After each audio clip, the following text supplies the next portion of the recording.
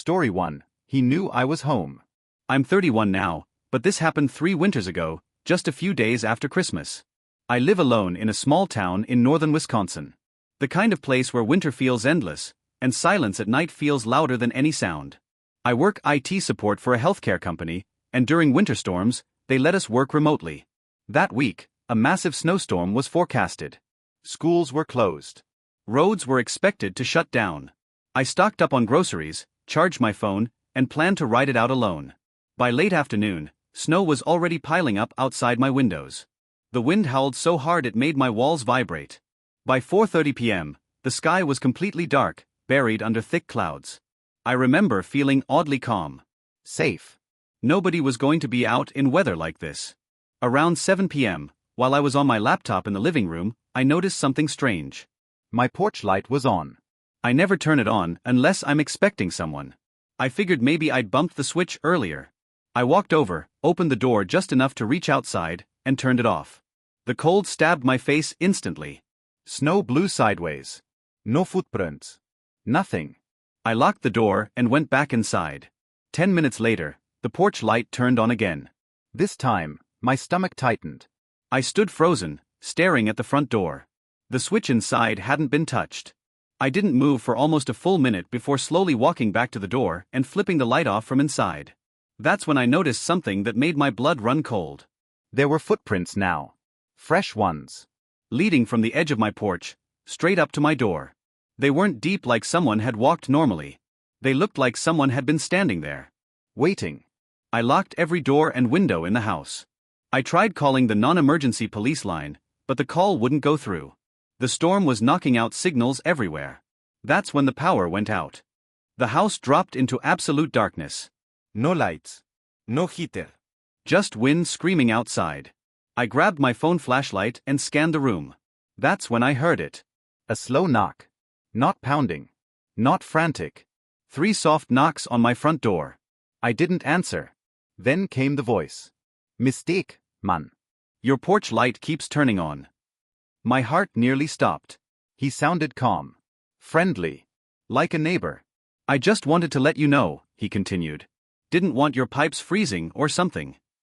I didn't respond. Silence stretched for several seconds. Then the voice came again, closer. I know you're home. I backed away, phone shaking in my hand. Something scratched against the door handle. Slowly. Testing it. Then the voice dropped. You should have turned the light off sooner. The scratching stopped. I stood there for what felt like hours, barely breathing. Eventually, the knocking never came back. When the police finally arrived the next morning, they found footprints circling my house. Every window. Every door. And one set of footprints standing directly beneath my bedroom window. Story 2. The cabin wasn't empty. This happened last January when my friend Mark convinced me to rent a cabin in rural Colorado. It was supposed to be a quiet winter getaway. No cell service. No neighbors. Just snow, trees, and silence. The drive up was already unsettling. The road narrowed into a single snow-covered path through thick forest. It felt like we were driving deeper into nothing. By the time we arrived, it was nearly dark. The cabin looked older than the photos. The porch sagged slightly, and the windows were black. No lights. No footprints leading up to it, despite heavy snow. Mark joked about it being extra authentic. Inside, everything seemed normal.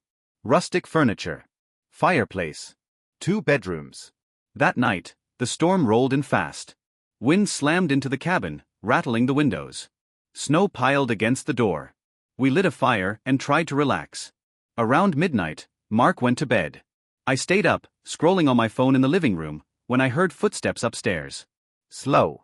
Careful. I assumed Mark had gotten up. Then I remembered. Both bedrooms were downstairs. The upstairs was just an unfinished loft. I called out his name. No response. The footsteps stopped.